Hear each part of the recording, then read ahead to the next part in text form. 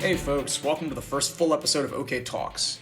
Just in case you haven't listened to the first 3-minute entry of the podcast where I introduce myself and lay out in a bit more detail what I'm hoping to do here, I'm your host, Oliver Kendall.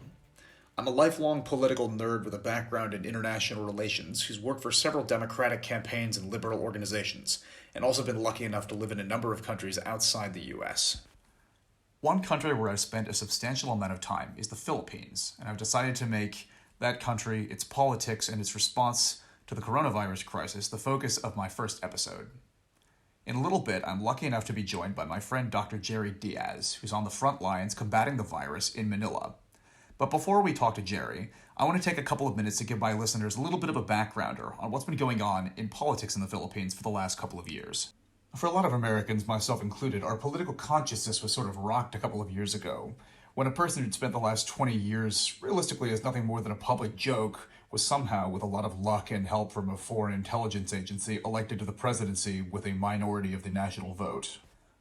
The campaign and the administration of Donald Trump realistically as an incompetent right-wing populist with authoritarian tendencies has fueled among a lot of my friends on the left a discussion about democracy in peril, in a global sense, as other countries since Trump was elected have fallen to similar right-wing populists with authoritarian tendencies. I'm thinking of Brazil and a couple of others, for example. But a lot of people don't realize that the Philippines actually went first in this sense.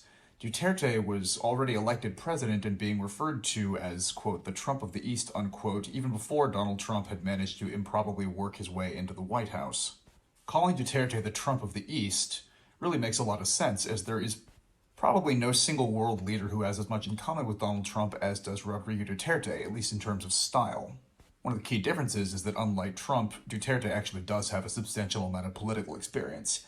He spent about 2 decades as the mayor of the Philippines' third largest city, Davao, a mayoralty that was characterized by widespread accusations of human rights abuses and extrajudicial killings carried out by death squads. When he ran for president, Duterte really made no secret of his plans to kill a whole lot of people, and has largely delivered on that since elected president. He's taken his particularly brutal policies from his time as mayor and applied them at a national level.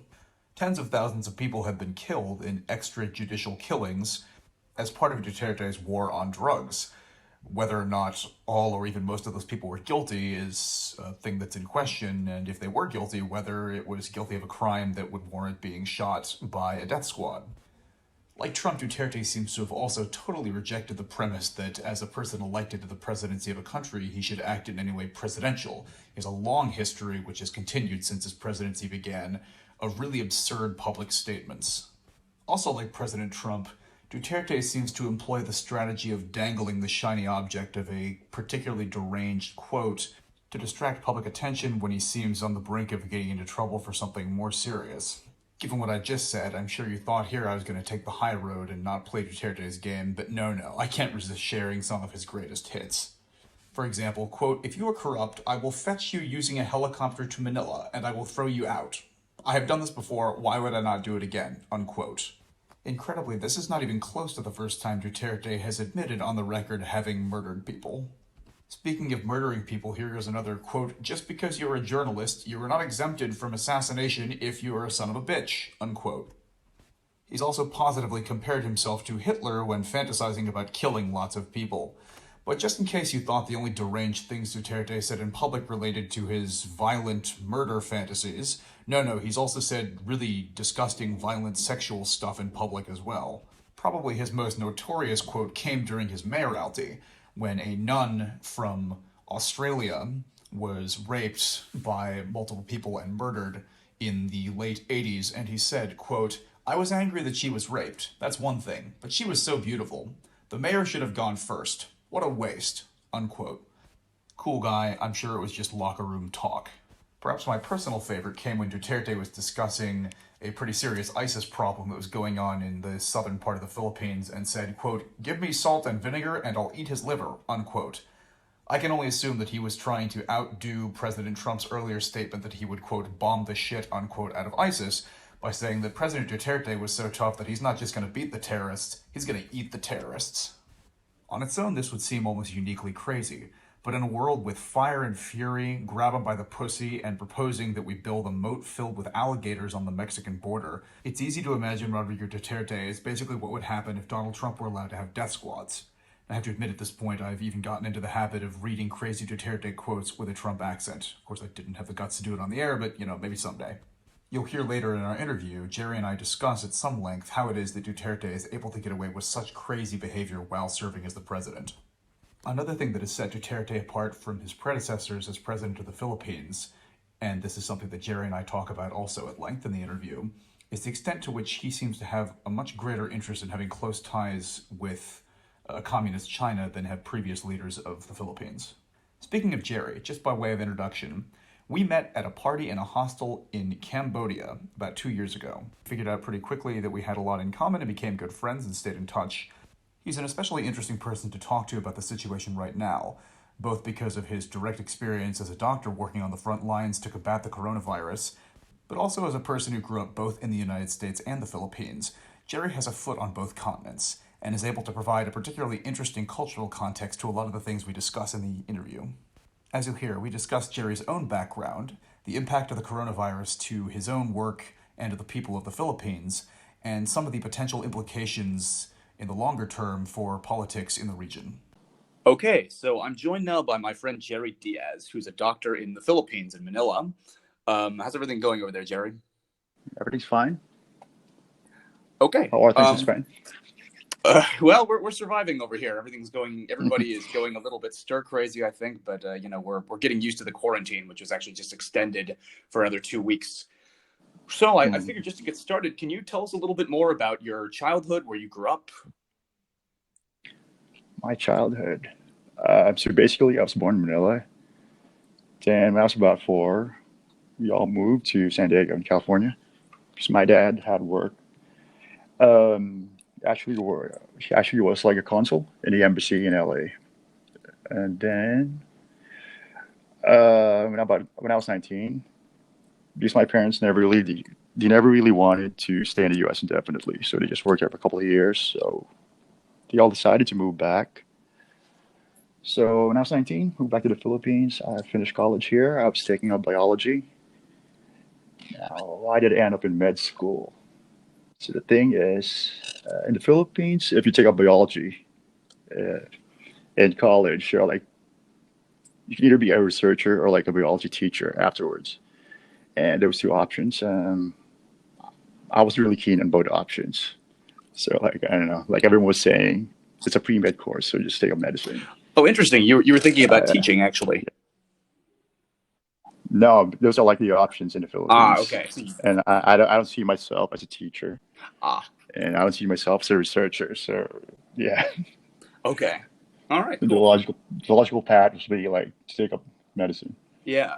So that's interesting. So in your childhood, you kind of had a foot in both the East and the West then, because I mean, it sounds like a lot of your earlier formative years were in the U.S. and then you kind of was that an adjustment to go back to the Philippines right when you were like starting your 20s?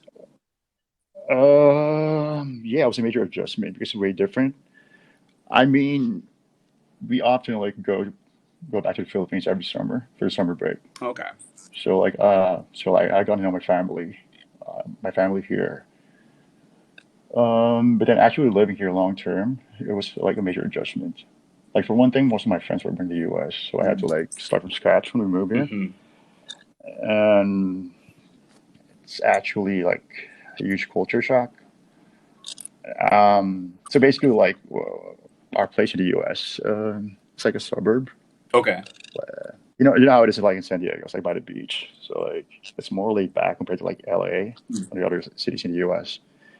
And then Manila is like a huge like Asian city. Yeah, you've been to Southeast Asia, so you know how it is. Yeah. You've been here actually. Yeah, I was gonna say I don't think I've ever seen as much traffic as I did when I was in Manila. That was, I mean, as bad as, well, I mean, I guess you weren't in LA, you were in San Diego, but I mean, California's famous for terrible traffic, but I imagine nothing could have possibly prepared you for Manila. Yeah. I was like first year here, I was like, okay, when I go back to California, I will never complain about traffic again. It's probably the worst in the world. Oh God. Okay, so speaking of having been in multiple different places, I think you and I have actually talked in the past about some of the work that you've done volunteering and doing other medical work in other countries. Do you want to tell everybody a little bit more about that? Yeah. So like my plan was after med school, I want to travel a bit and do volunteer work on the side. Like most people, upon graduation, they go into medical residency immediately. So that means like if you want to specialize, you want to take up internal medicine, surgery, whatever. You do that, maybe just take a month off and then go residency. But I decided to take like about 2 years off to travel and to do some volunteer work. I plan to join Doctors Without Borders. But the thing was, that time, the only placements that were available were like in war-torn countries. And I was like, I wasn't ready. Much. Yeah, it's a little too Yeah. much. I wasn't ready to die yet. Yeah. So what I did was I tried to find something on my own. But the thing, it was kind of difficult. You know how it is, like when you do a Google search, like maybe just put on keywords like volunteer work, then a random country. I found an NGO in Tanzania. It's called Foot to Africa. So last year I applied directly. So that's what happened. I did volunteer work for a month in Tanzania and 2 weeks in Zambia. It's just across the border. It was funny. When I was there was like a local elections going on. So like for 2 weeks, when I arrived, there were so many doctors there, doctors and nurses. So there were so many of us. Then one by one they were leaving. I didn't know why. So apparently there was some elections going on, and all the face going to be like something's going to happen, like violence or something like that. Oh. But for about 2 weeks, I was the only one left. Oh. Yeah. So that's pretty interesting. All right. So you had mentioned before about not being quite ready to die.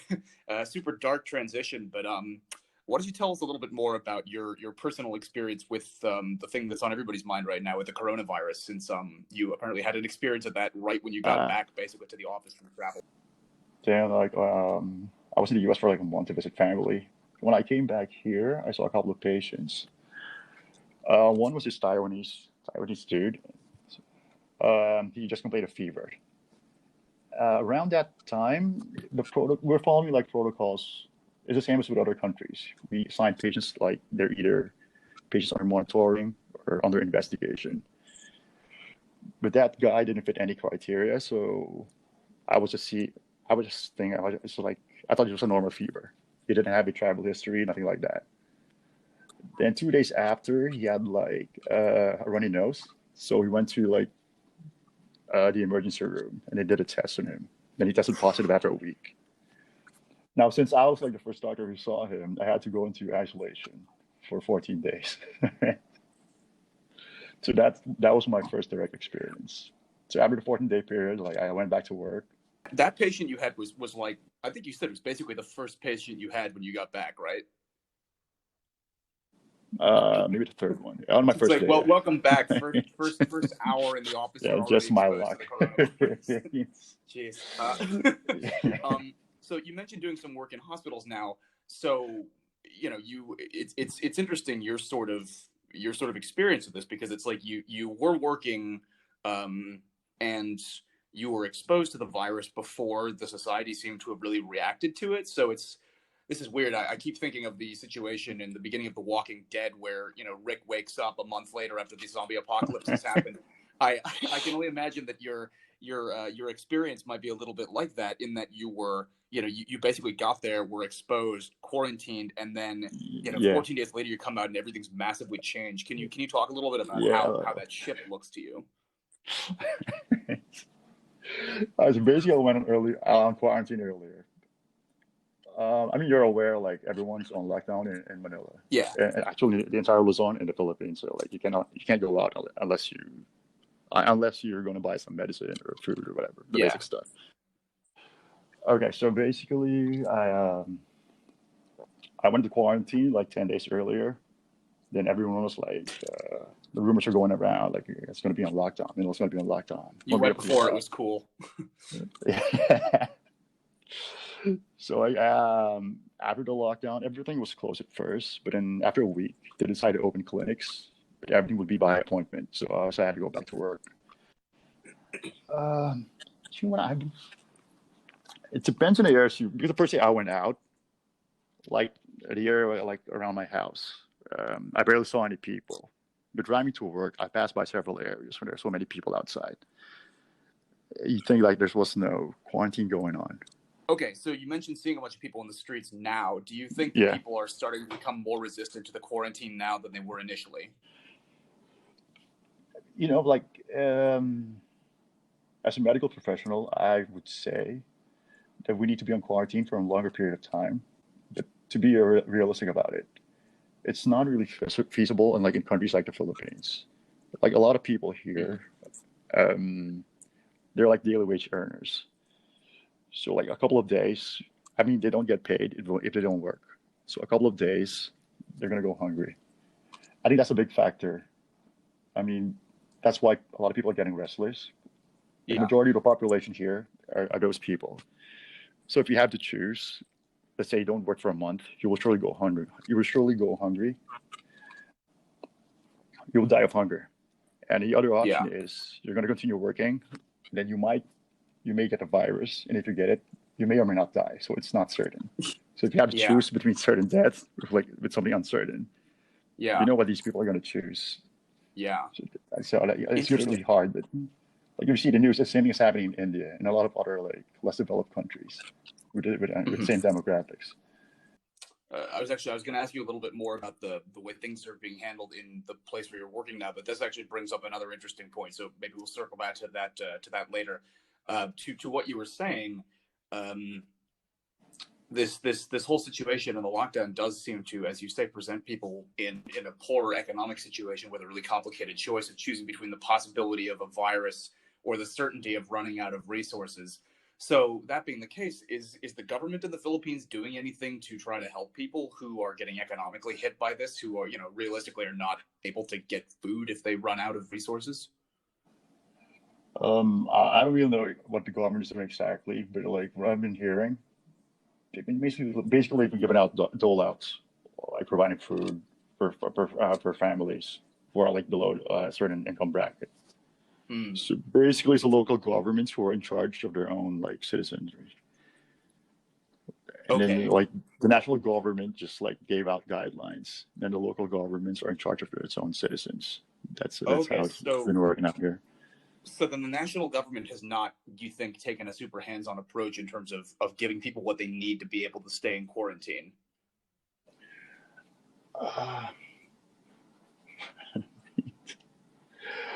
I'd say they're doing the best they can. Okay. Like I'm like on the news, so like you see like they're doing like national programs. Just right now under lockdown, there's no public transport. They've been trying to do like providing like free shuttle buses for like essential workers and stuff. Okay. It's still lacking though because what's happening now, like certain private companies, like those call centers, the business processing businesses. So those are basically private companies, and they need to provide lodging and transportation for their own workers. So what the government's providing, it's not enough. So I did a grocery run the other day. So managed to talk to one of those ladies managing the cashier. So I asked her, "How did you get here?"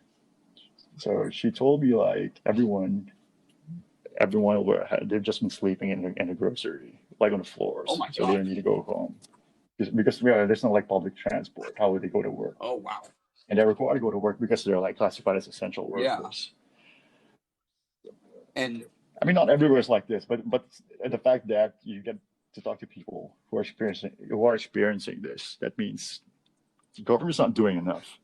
yeah, I mean, I gotta say, that's pretty astounding to me. The story, I mean, like the fact that there's even anecdotal evidence of people that are literally, sleeping in a grocery store. I mean, in particular, at a time where we're supposed to be staying away from people as much as possible, you'd think that this would be exactly not the time you'd want someone to be sleeping in the fruit aisle or something. I guess at the very least, I'm sure this probably improves the traffic situation. But speaking of the federal government or the national government of the Philippines, those are some interesting points you brought up there. And another one that I wanted to ask you about is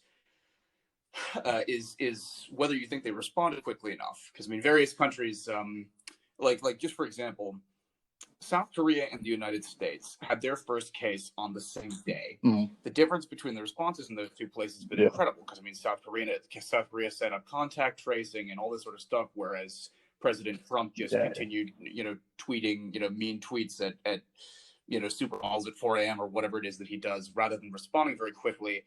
And the Philippine President Duterte, has quite a bit in common with President Trump, and I'd heard some whispers about people being, let's say, dissatisfied with the speed of the response. So, can you tell me from your perspective, in your field, do you believe that the government responded quickly enough?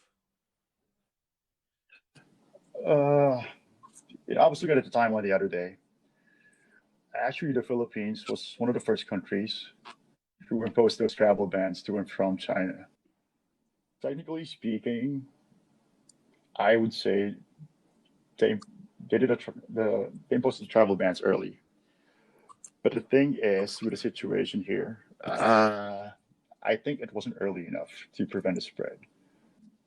Like in the first case here, like the first recorded case of COVID, it's like it was diagnosed on January 27. Now Chinese New Year was when? I think it's like 19th or 20th. I have no idea, to be honest. So anyway, like earlier, like 30th of January. Mm-hmm. Yeah, so like they imposed an early travel ban, but I would think it wasn't early enough, because how it is. Like in Chinese New Year, Chinese, they like a lot of them go back home to spend time with their families for the New Year, and then they go back to the Philippines. So if you're going to impose a travel ban, for it to be effective, I would believe they should have done it before the Chinese New Year, before everyone went back home. Mm. Because as it stands now, right now, I don't know, more than 6,000 cases in the Philippines. Just about 2 days ago, we have the most number of cases in Southeast Asia. And it's not really hard to figure out why. I mean, you can see there are a lot of direct flights from China, like during the Chinese New Year period. A lot of direct flights to and from China compared to other countries. Do you think part of the disinclination of the government to impose those travel bans a little bit earlier might be because of President Duterte's relationship with the Chinese government? I can say for sure, but I'm inclined to think that is a factor. Former president, President Aquino, I wasn't too fond of him, but you can see the glaring difference. Like when Duterte became president, you can see what do you call this? He's actually too lenient when it comes to the Chinese. Not that I blame him, but you know how it is. If you have trade relations with China, a lot of countries, they turn a blind eye because you get a lot of benefits by trading with China. Yeah. But from what I understand, Duterte has a particularly friendly relationship with the Chinese government in comparison to other leaders that have been in charge of the Philippines in the past, no? Yeah, I would say so. Okay. And how do you think people there feel about this? I mean, I know that for a lot of people right now, they're basically thinking about subsistence and survival and stuff. But if there's a conversation when this wraps up about whether or not things could have been done earlier, do you think that that Duterte's closeness with the CCP might end up causing some political problems for him in the Philippines? Even before this happened, it's like this sentiment in the Philippines against Chinese. Most recently, if you've heard about the territorial issues in the South China Sea, that was a big issue for the past couple of years. Mm-hmm. So what happened was, their 9-dash line thing. Yes. Yes. So they're basically, just for the sake of people listening, it's worth. I should probably provide a little bit of background here, or Jerry, you can too, or however you want to do that. Basically, China has declared parts of territories that are that are recognized as international waters in the South China Sea. Yeah. They've declared to be part of Chinese territory, which creates a problem because Vietnam has interest there. So does the Philippines. Mm-hmm. Actually, when I was in the Philippines, a lot of Filipinos that I met refer to it as the West Philippine Sea rather than the South China Sea. But from an American context, this is interesting as well because freedom of the seas is considered to be part of the United States' core international strategy and has been since President Wilson. So under the Obama presidency, President Obama just took two. They didn't put any bombs on them, but took two B-52 bombers and just flew them straight through the exclusion zone that China had declared as kind of a giant middle finger. But yeah, so I'm sorry to have cut you off there, Jerry. Can you tell us a little bit more about how that's? And that's like, so basically they're claiming the entire South China Sea as part of China. So that's ridiculous. It's like India claiming the entire Indian Ocean as part of India. Yeah. So that, you know what makes us really, it doesn't make sense because, you know, like the United Nations, what do you call that? United Nations Convention of the Law of the Seas. Do you know that?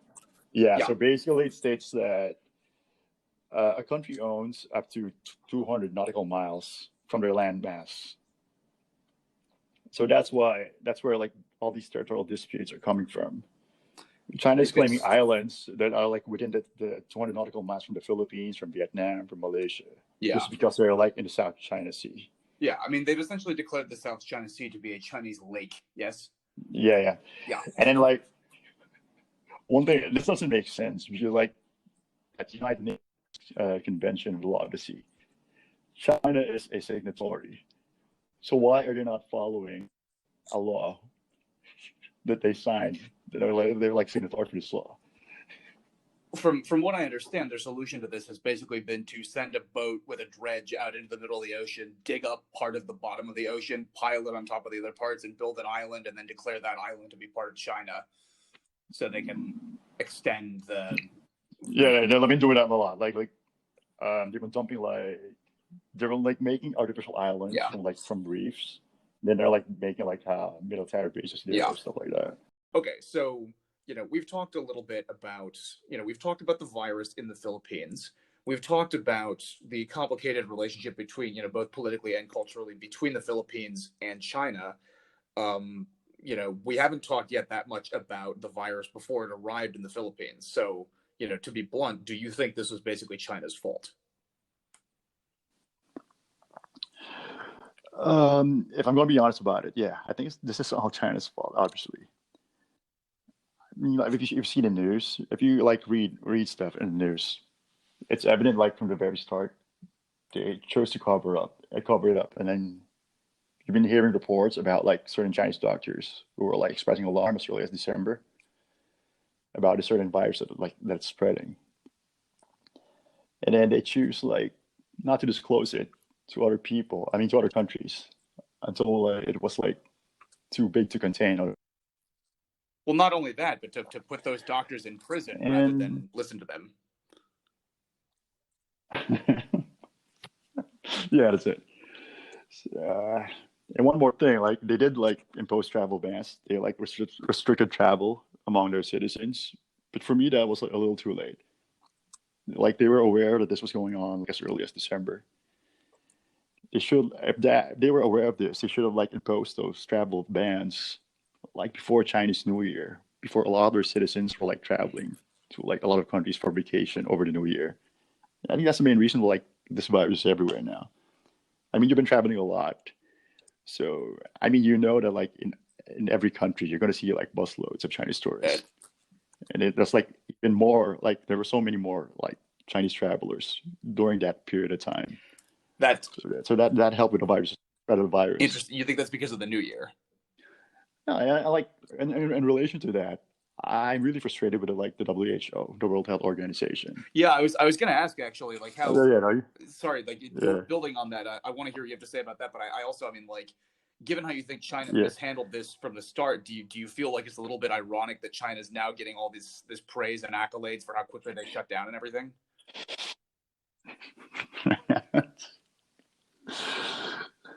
I don't think they deserve all the praise. For one thing, the shutdown, what he did, it was a little too late for me. I mean, that's just my own opinion. So the shutdown, it was late. Then, what else have we been praising about China? Like the response. Yeah, I mean, like so I hear like people they were like praising like the low death rate, the low transmission rate. I don't believe anything that's coming out from China. Like you can see how fast it's spreading in other countries, and then you can see like the rate of spread in China, but like once they reach 80,000, there's only been a trickle of new cases. And how is that even possible? Yeah. I think it's especially Yes. interesting that we started receiving those statistics right after they kicked out all of the journalists from the New York Times and the Wall Street Journal and other like major newspapers.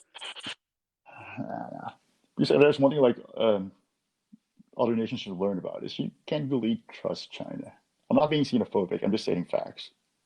Yeah. Like years before with SARS, with all other illnesses, not just about like not just regarding illnesses, anything under the sun. China's never been completely truthful. Right. You're talking about the reliability of information that comes out of China, sort of through the CCP's filter. Yeah. So I'm sorry, I cut you off before. You were starting to say something about the WHO as well. Would you like to finish that thought? So I'm really frustrated with like the WHO. I mean, as a medical professional, I don't think their response is adequate or even appropriate. You could see that they're like obviously pandering to China. Okay, maybe not really pandering. One way to look at it, in another perspective, maybe they're afraid to call out China. Yeah, From the very start, like they were like repeating what they've been saying. Like China said, like there's no evidence of human-to-human transmission, and then they tell a lot of countries that no need to worry. And as late as January, they said there's no need to impose travel restrictions to and from China. Travel restrictions don't work, blah, blah, blah. And good thing a lot of countries didn't follow their advice. But what's sad is a lot of countries, especially like the less developed ones, they listen to the WHO. They don't, I don't know, they are like hesitant to make their own decisions. Do you think part of the reason that the WHO was not inclined to be particularly forceful in their advice or anything like that might be because as an organization it's just like not empowered enough to do that? Yeah, like much like the United Nations itself, my opinion of those organizations, I mean, in theory, I would think that they would serve a function, but in reality, they're basically toothless. Like they can't rein in all their member states. Like take China, for example. Like let's say in the UN, the Human Rights Council within the UN, they're like quick to investigate poor countries like in Africa about human rights violations. Yeah, but then like China, like you don't even investigate all these things happening in China. What are doing just like the Muslims there?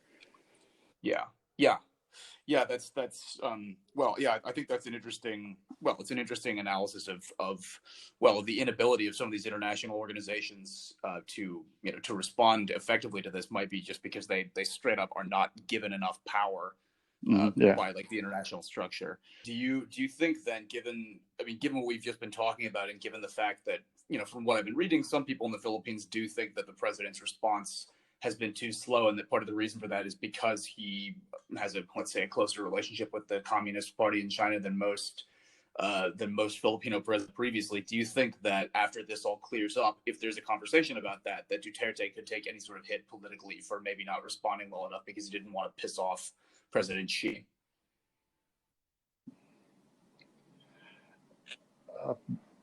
Based on my observations the past couple of years, not really, because just because he can get away with almost anything. Yeah, he can get away with it. It's like really popular.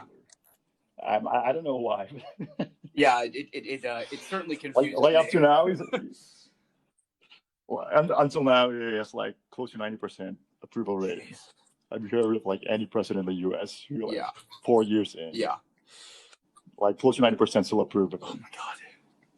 That's I know he's had what I would consider to be absurdly high approval ratings considering his performance. So that's like when you talk to random, like some people would think like all these surveys are all manufactured, they're like fake. But when you talk to random people in the streets, like they really adore him. Yeah, I found a real mix. I mean, that was one of the things I got to say from my personal experience in the Philippines.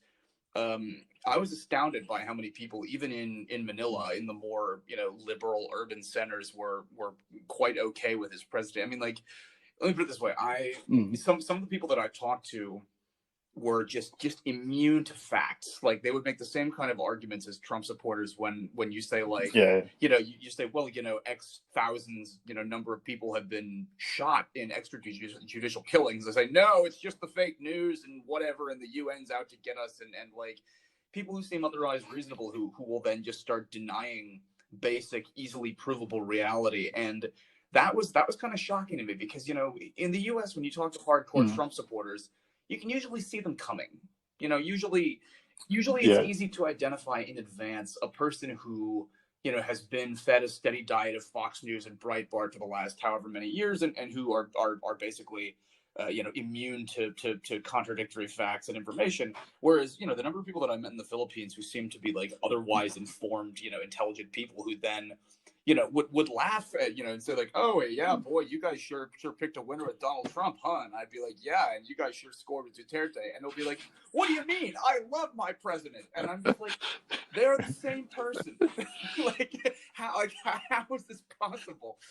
But yeah, given all that, yeah, I've been wondering if one of the things that could finally, take the bloom off the rose a little bit is his response to the pandemic. So, but I, based on my totally anecdotal survey of, my Facebook friends in the Philippines, I see a bunch of them who are complaining about him, and then one or two are just like, pray for our president, and I'm just like, boy. The thing is, like, when I talk to like people who like voted for him or who continue to support him, what I get is like he gives these people what they want. I'll give you some examples. I did my internship like in a government hospital. Like before, I got used to people dying left and right. Like I got like immune to it. I got numb. And then like when Duterte became president, like a year since he got elected, he signed laws like in government hospitals, you get free medicine, you get free treatment, and like no other president has done that before. Also, like now they're like, you get free education if you go to a government college or university. Interesting. And again, like it never happened in the previous presidencies. Okay. So I think that shows that there's like funds for it. There's like a budget for like free education, for free hospitalization. And then like people start to realize, where's the money like before? Like, where's the money going? So like maybe they're thinking like corruption and stuff. So I would think like if he continues to like give people what they want, it's like close ties to China won't really like affect his popularity. Interesting. That's interesting. I wonder if it's occurred to people that, and I don't know if this is true either, I'm just speculating that maybe that money wasn't there before and wasn't now either. Maybe it's borrowed from China. Yeah, maybe. Yeah, I mean, not that there's anything wrong with that. I mean, like it's, solid economic systems usually involve borrowing money and then making investments for the future in that sense. But it's interesting though the way you describe the fact that he has apparently been able to provide a bunch of services that were not available before, and maybe is able to avoid responsibility for some of his more, let's say, erratic behaviors on the basis of having given people stuff, which is a good thing. I mean, I think it's a good thing for a government to provide education and healthcare.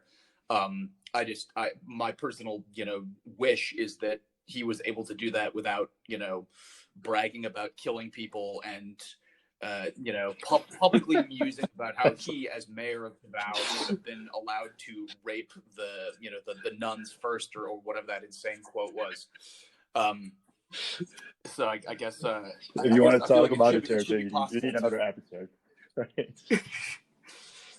No, you want to talk about the Duterte, you need another episode. Yeah, yeah, let's save that one for another one. Before we wrap up, I wanted to ask you one more question about how our own workplace has changed as a result of this. You talked earlier in our conversation about how, when you were exposed to a corona patient, you basically got back. Y'all were following the same protocols as a bunch of other places, and then, you got exposed immediately in quarantine. I assume now the way things are being handled is quite different, no? Like the first day I worked in a hospital, there was like a distinct lack of protective equipment.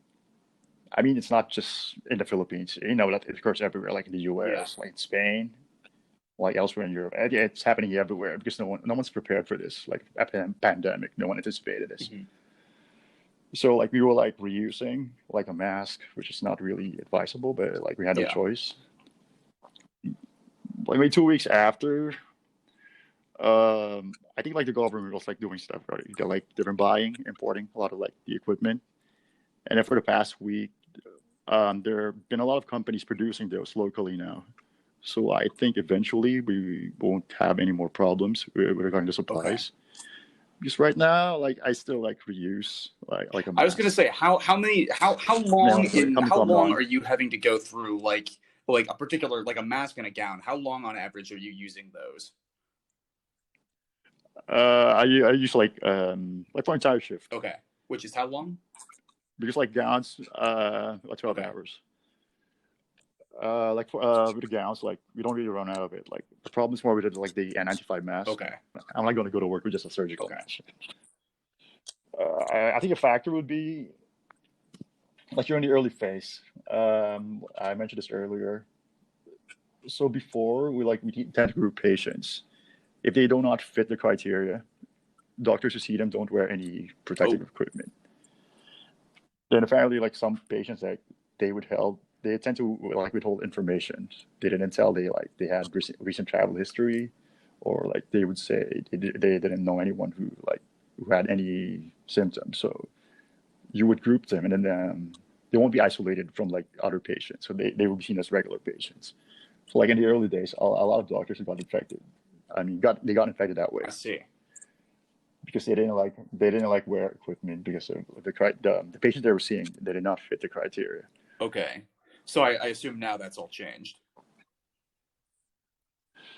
That has all changed because right now they won't allow any healthcare workers to go to work if they're not fully Okay, equipped. So they're trying to prevent that now. well, that seems like a good The change. only problem is right now I think a lot of hospitals they're still getting overwhelmed. Because the main point of the quarantine is like just to give like the government time to provide adequate facilities. Because you know the problem with the virus, right? It spreads rapidly. That's the Hmm. main problem. I mean, most people probably won't get any symptoms, and then those who get symptoms, they won't be severe enough to be hospitalized. But the problem is with the rate that it's spreading, no country has enough hospital beds to admit everyone who would need to be Right. hospitalized. So that's the main problem. So right now we're still in the process of converting a lot of facilities. So right now there's still not enough room. Yeah, that seems to be. I mean, that seems to be the the big issue almost everywhere is that like we just yeah Yeah, yeah. nobody imagined, well, very few people imagined this level of infection, and so it seems like healthcare systems, even the best ones, in European countries are just Yeah, not prepared for the wave that's coming. Well, I gotta say I'm glad that even though you're having to reuse a mask, that you have at least decent PPE at the moment. I hope that situation continues. Well, Jerry, thank you so much for talking to me about your experience with this and your own story and everything. I really appreciate your perspective. Um, I want to be I want to be respectful of your time. I realize it's quite a bit later there than it is here. So before we wrap up, is there anything else you'd like to say or talk about? now let's just save stuff for the All next right, sounds episode. good. Well, hey, thanks so much again for talking to me. I really appreciate it. Hang in there, man. Stay safe. Yeah, Yeah, thank thanks you. for having me. Well, that does it for the first episode of OK Talks. Thanks so much for joining me. I really hope you enjoyed our conversation. I'd also like to say a big thank you, of course, to Jerry for stepping up to be my first victim, and to my friend Nate Wright, both for all his great advice on the technical side of setting this up, and for putting together the podcast cover art. Finally, if you liked the episode, please hit subscribe. Your doing so on whatever platform you use to listen to podcasts will elevate this show and attract potential future listeners. I really appreciate your help, and don't worry, doing so is nothing like accidentally giving your email to a Senate campaign. You can always unsubscribe later on. Thanks again for listening. Until the next episode, stay inside, stay safe, stay healthy, stay cool.